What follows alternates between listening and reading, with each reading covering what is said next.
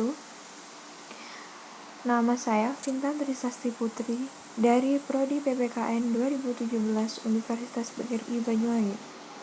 Di sini saya akan menjelaskan hasil resum saya yang berjudul Buku Ekonomika Pembangunan. Bab 1 tentang evolusi paradigma pembangunan. Pergeseran paradigma pembangunan, ekonomika pembangunan mengalami pasang surut.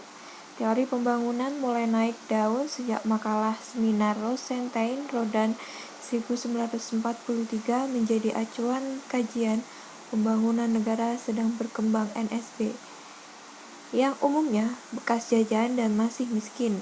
Ia mengilustrasikan suatu negara di mana 20.000 pekerja yang menganggur di sektor pertanian dimasukkan dalam pabrik sepatu yang baru. Para pekerja ini menerima upah yang jauh lebih tinggi daripada sebelumnya. Argumentasinya, investasi baru ini mungkin akan tidak menguntungkan bila investasi yang sama dilakukan di banyak industri yang lain.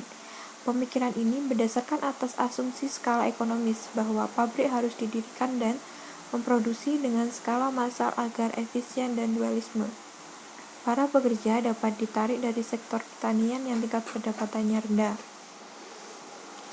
Lalu, tujuan pembangunan pada mulanya upaya pembangunan NSB ini atau negara sedang berkembang diidentikan dengan upaya peningkatan pendapatan per kapita atau populer disebut strategi pertumbuhan ekonomi. Semula banyak yang beranggapan bahwa hal yang membedakan antara negara maju dengan negara sedang berkembang adalah pendapatan rakyatnya.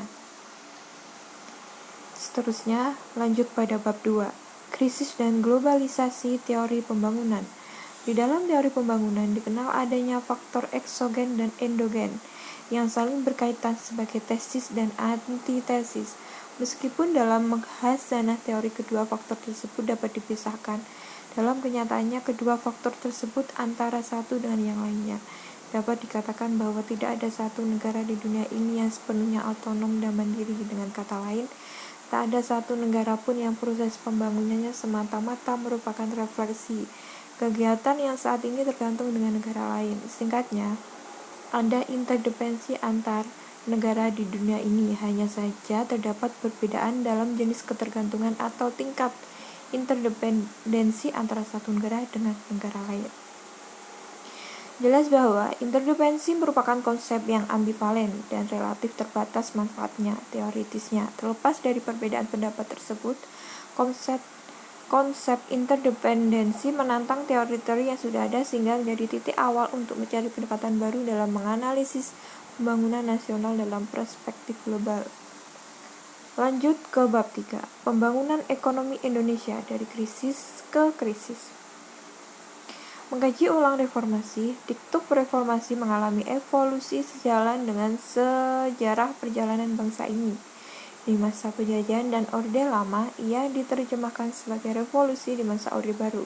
Ia dijabarkan dalam tahap-tahap pembangunan. Di era pasca Soeharto, reformasi secara singkat diartikan perombakan tatanan lama yang otoriter, korup, dan timpang menuju tatanan baru yang lebih demokratis, pro-rakyat, dan berkeadilan. Selanjutnya, kita ke bab 4. Kelembagaan dalam pembangunan ekonomi. John F. Commons, pelopor ekonomika kelembagaan dari University of Wisconsin dalam buku Institutional Economics West Economy 1934, menekankan pentingnya harmoni yang tidak bisa dicapai lewat persaingan, namun lewat kerjasama dan aksi kolektif. Peranan kelembagaan bencana ekonomi disebabkan oleh perilaku rasional yang bereaksi terhadap insentif yang disediakan oleh kelembagaan. Kelembagaan adalah hukum, norma sosial, tradisi agama, dan aturan perilaku lain yang menyediakan insentif. Kelembagaan mempengaruhi bagaimana masyarakat mengambil keuntungan dan berbagai kesempatan untuk meningkatkan kesejahteraan masyarakat. Lanjut ke bab 5, dualisme dan segmentasi pasar dalam pembangunan. Selama dasawarsa tahun 70-an, perdebatan utama mengenai strategi pembangunan adalah masalah pertumbuhan dan pemerataan. Pemerintah Indonesia saat itu lebih menekankan pada perlunya menjaga pertumbuhan ekonomi uang tinggi pada tahun 70-an. Kelanjutan, bab 6, pertumbuhan versus pemerataan pembangunan. Istilah pembangunan bisa saja diartikan berbeda oleh satu orang dengan orang lain, daerah yang satu dengan daerah lain, negara satu dengan negara lain. Penting bagi kita untuk dapat memiliki definisi yang sama dalam mengartikan pembangunan secara tradisional. Pembangunan memiliki arti peningkatan yang terus-menerus pada gross domestic product atau produk domestik bruto suatu negara. Untuk daerah, makna pembangunan yang tradisional difokuskan pada peningkatan produk domestik regional bruto suatu provinsi, kabupaten, atau kota. Bab 7. Urbanisasi dan pertumbuhan kota. Arus urbanisasi yang semakin tidak terbendung menjadi salah satu penyebab permasalahan baru di kawasan perkotaan. Urbanisasi yang berlebihan dapat menciptakan kawasan-kawasan kumuh di perkotaan. Meningkatnya pengangguran karena menumpuknya tenaga kerja tidak terlatih hingga semakin menjamurnya sektor informal yang tidak tertata rapi. Pada akhirnya, mau tidak mau, urbanisasi, perkembangan kota, dan segala permasalahan yang menyertainya harus mendapat perhatian dan pengkajian dalam merumuskan strategi pembangunan dan pertumbuhan kota. Bab 8. Pembangunan UMKM. Profil dan sebaran UMKM. Kendati ada beberapa definisi mengenai UMKM, namun agaknya UMKM yang mempunyai karakteristik yang hampir seragam. Pertama, tidak adanya pembagian tugas yang jelas antara bidang administrasi dan operasi. Kebanyakan UMKM dikelola oleh perorangan yang merapat sebagai pemilik sekaligus pengelola perusahaan serta memanfaatkan tenaga kerja dari keluarga dan kerabat dekatnya. Bab 9. Perdagangan internasional. Berbagai peristiwa penting telah mewarnai dan membentuk arah ekonomi global, di antaranya krisis sistem moneter internasional, krisis utang luar negeri, krisis minyak dan komoditas primer lainnya. Munculnya negara-negara industri baru, terjadinya crash di pasar modal internasional pada bulan Oktober 87. Bab 10.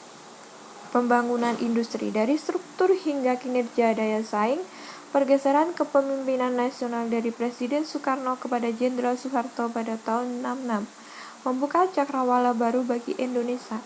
Dalam bidang ekonomi dan politik, keadaan ekonomi yang amat parah ditandai oleh inflasi yang ratusan persen per tahun, serta tingkat pertumbuhan ekonomi yang amat rendah bahkan negatif.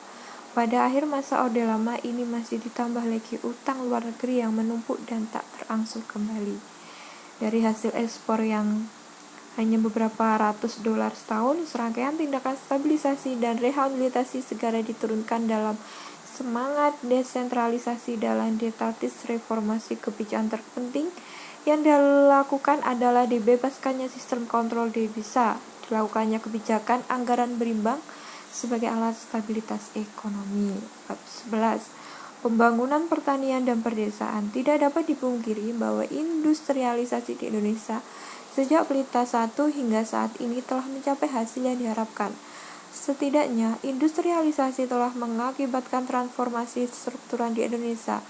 Sektor industri manufaktur muncul menjadi penyumbang nilai tambah dominan dan telah tumbuh pesat melampaui laju pertumbuhan sektor pertanian. Bab 12.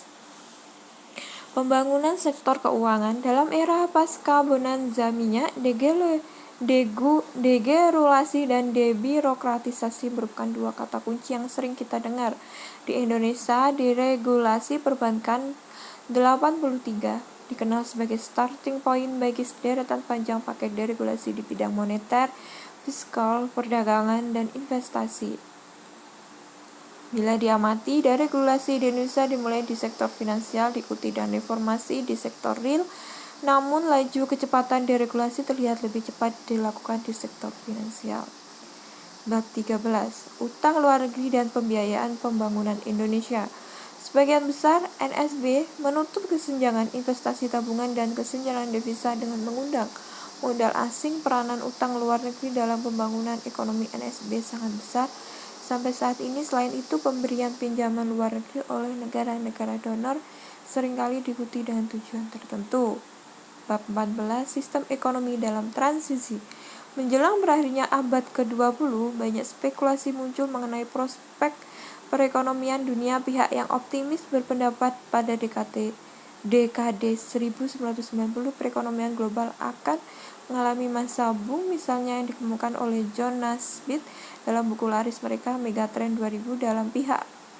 Di lain pihak, ada yang semakin khawatir dengan masa depan planet ini. Fenomena seperti menyebarnya penyakit AIDS, jatuhnya bursa saham Wall Street, krisis utang luar negeri, bolongnya lapisan ozon, kelaparan di Afrika, praktik proteksionisme yang muncul kembali di tengah promosi perdagangan bebas, dan lain sebagainya. Bab 15. Ekonomi politik liberalisasi. Seiring pembangunan ekonomi yang terus berlangsung di NSB, liberalisasi dan berkurangnya peran pemerintah dalam perekonomian semakin mendesak untuk dilakukan. Terdapat perbedaan karakteristik antara NSB dan negara maju dalam meliberalisasikan perekonomian. Beberapa perbedaan yang muncul terkait masalah pengaturan anggaran antara NSB dan negara industri, juga perbedaan tujuan dalam pendistribusian pendapatan antara NSB dan negara maju. Selain itu, di negara maju, sektor pasar keuangan lebih maju bila dibandingkan NSB yang lebih mengedepankan sektor perbankan. Bab 16 yang terakhir, privatisasi dan reformasi BUMN. Privatisasi BUMN hingga kini masih menjadi polemik hangat. Setidaknya ini mencuat dalam seminar dan lokakarya strategi reformasi BUMN yang diselenggarakan oleh Harian Bisnis Indonesia dan FEUGM di Jakarta pada awal April 2002. Dalam strategi privatisasi terdapat kriteria umum bagi perusahaan BUMN yang akan diprivatisasi sesuai dengan Undang-Undang Nomor 19 Tahun 2003 dan Peraturan Pemerintah Nomor 33 Tahun 2003. Kriteria tersebut mencakup sebagai berikut. Persero yang dapat diprivatisasi harus bergerak di sektor usaha yang kompetitif atau industri atau sektor usaha yang musuh teknologinya cepat berubah. Sebagian aset atau kegiatan dari